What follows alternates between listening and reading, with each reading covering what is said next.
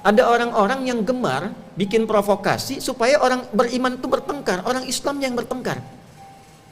Jadi bukan orang Islam dengan non-Muslim. Orang Islamnya senang, kalau bertengkar itu senang. Ribut itu senang.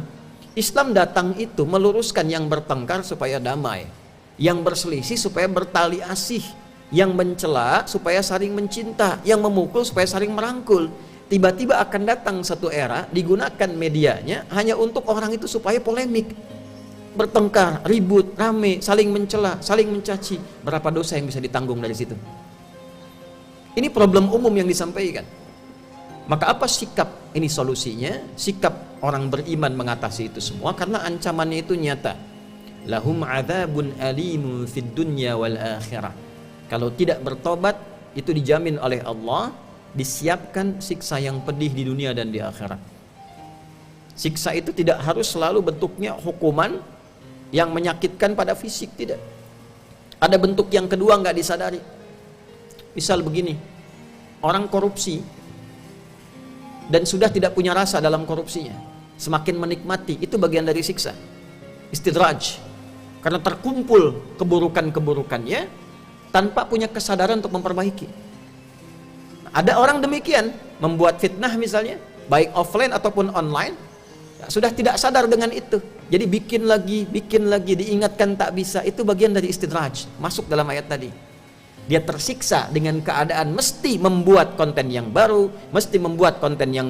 dan tak sadar apa yang masuk dalam dirinya adalah sesuatu yang haram. Terkumpulah yang haram tanpa kesadaran adanya dorongan untuk bertaubat. Itulah hum adzabun alim fid dunya.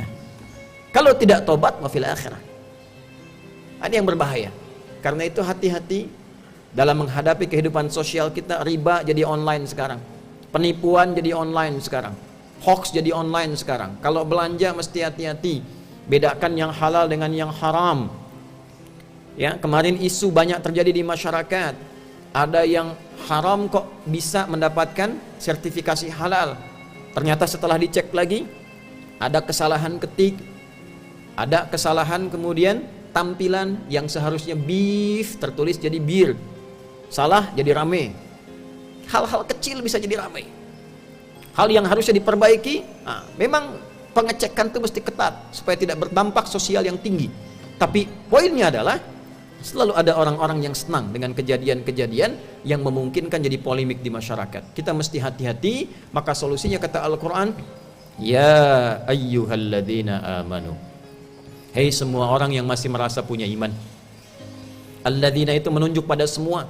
Disebutkan 1080 kali dalam Al-Quran. Laki-laki, perempuan, besar, kecil, tua, muda. Ya itu menunjuk pada semua jarak, dekat, menengah, jauh. Nidaul qarib, mutawassit, wal ba'id. Disebutkan setidaknya kurang lebih 360 kali dalam Al-Quran. Ayyuha itu huruf penguat dan pengingat. Ayyunya munada, haknya tanbih. 150 kali disebutkan dalam Al-Quran. Kalau mau diterjemahkan tafsir kurang lebih berbunyi begini. Hei semua orang beriman yang dekat, menengah dan merasa jauh, baik laki-laki, perempuan, apapun status sosialnya, aku ingatkan, aku tekankan, in ja'akum fasiqum binaba'in fatabayyanu. Kalau ada yang meragukan, orang fasik bawa berita, orang meragukan jualan, orang meragukan dagang, orang meragukan bawa konten, fatabayyanu, maka cek.